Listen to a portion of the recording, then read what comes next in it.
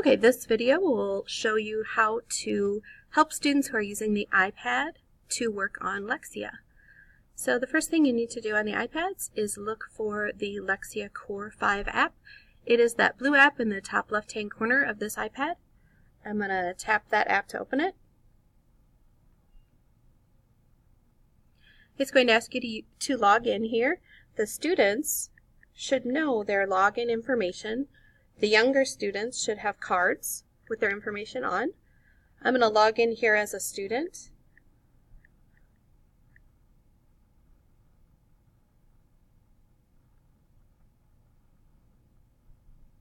You have to confirm that that is the correct name. It's going to run through its startup. There's a little arrow in the bottom right-hand corner that lets you skip some of this. I'm going to tap that arrow in the right-hand corner. This shows the name of the student at the top and the unit that they're on, the minutes this week and the units this week. So we're going to tap the arrow in the middle of the screen to continue on. There's kind of a long setup for each of these areas that they're in, and there's that arrow in the bottom right to tap to go on again. And then now we see the different parts of the lesson up on top. So I see that in the blue circle where it says Passage Comprehension 4, there are some blue sections going around the circle, and that means that is the one that he is currently working on. So to open that part of the lesson, I'm just going to tap that blue circle with the jellyfish.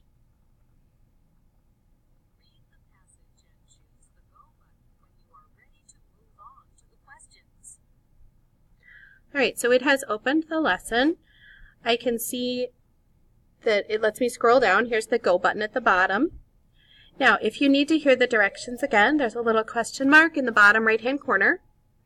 Read the passage and choose the Go button when you are ready to move on to the questions. Okay, so I'm going to hit the Go button. I'm ready to move on to the questions. If your student's working on this and you see at the bottom right, there's a little circle that looks like an open book. If I tap that, it'll bring back the reading passage for this section so that they can look up the answer. There's a little black X in the top right-hand corner of that. I'm going to close it again so that they can answer the question. All right, now when the student is done working and they're ready to sign out, you need to look for the red X in the top right-hand corner. I'm going to tap the red X. It's going to take me back to this page. I will tap the red X in the corner again. It'll take me back to the initial page that we got when we logged in. And then I'm going to tap that red X one more time. And you can see now that I am signed out of Lexia.